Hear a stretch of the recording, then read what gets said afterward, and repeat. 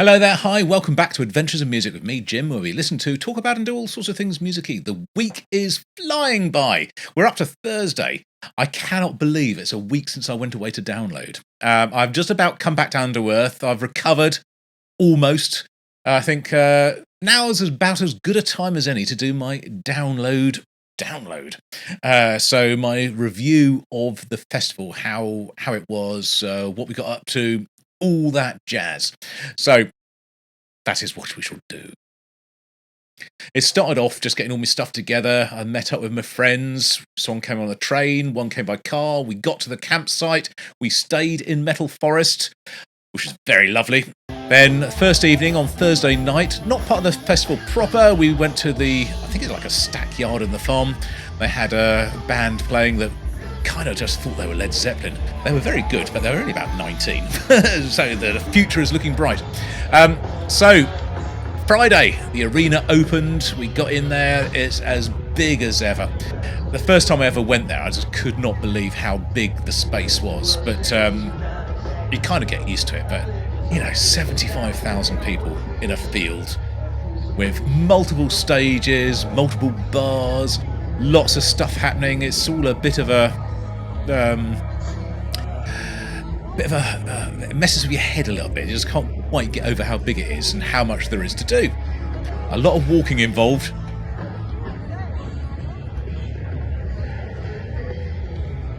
First night, of course, the main attraction was Green Day.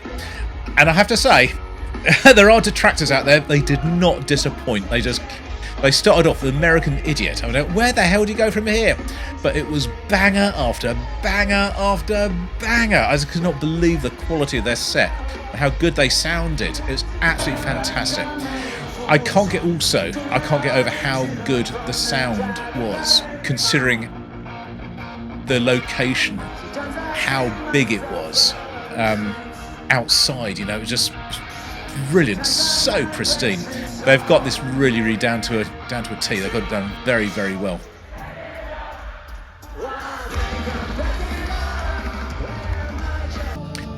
My highlight of day one was meant to have been Opeth. We got to see them. Poor guys had some technical difficulties at the beginning, so they ended up coming on stage about 20 minutes late. And of course, that ate into their set time. They only had a 50-minute set, so didn't play for very long in the end. It was very, very upsetting. Less than half an hour, I think, in the end. However, what I did see of them was phenomenal. They were absolutely brilliant. Michael was not happy having his set time ruined, but what can you do? It's a festival.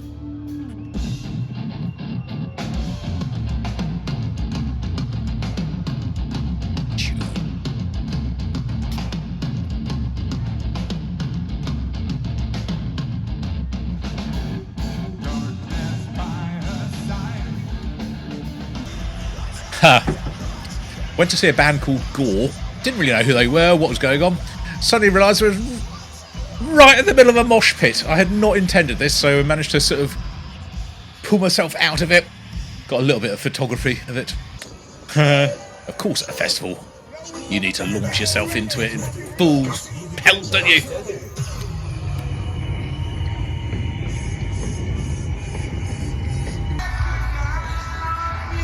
Eagles of Death Metal. Wasn't sure what to expect. Not massively impressed. They were okay. Darkness, however, were absolutely on it.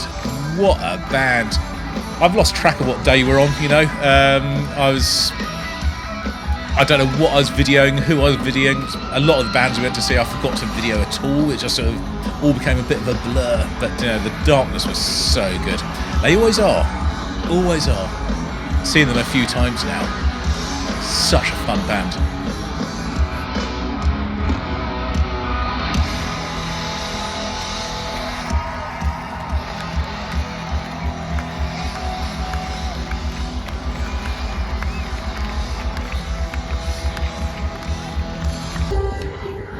Someone called Poppy.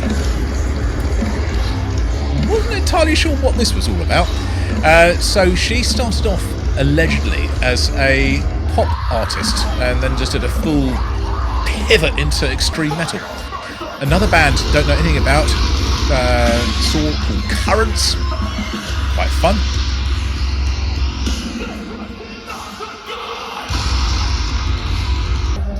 This was unexpected as well. This is what I love about festivals, finding these weird and wonderful bands. Kim Dracula. Interesting. Very interesting. One of these sort of weirder ones. Ah, yes. Caught the last 20 seconds of this band. That was it. Venus. Sleep Token.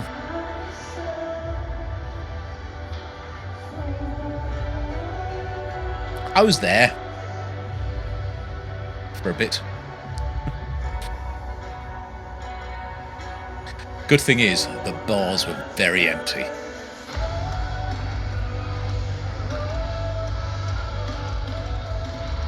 Sunday morning. I was up early before anybody else. The orbit culture. You see, one of the worries about going to download was about the mud. You needn't to worry too much. Look at the state of this. It was a dust bowl. Orbit Culture. I have to say, amazing band. Ginger. Hello, Tatiana.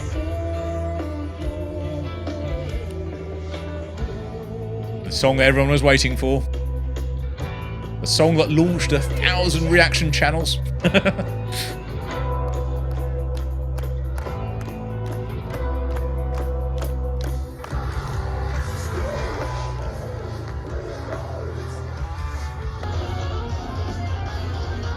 The sugar. Bleed.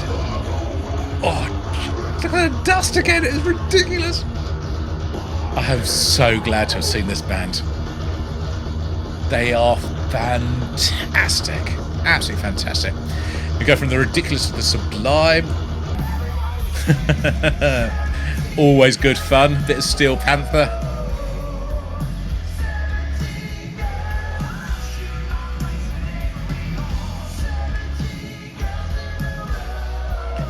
The headline act for Sunday, the last band of the weekend, was Korn.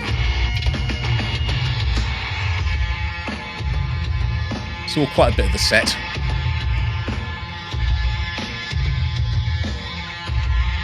Very, very good. They are a band that I have kind of been missing out on a bit, and this is a very good, proper introduction to them. Yeah. 3 friends at the end of the weekend, still looking okay. However, the difference between the start of the weekend and the end of the weekend for me is stark. Just look at here.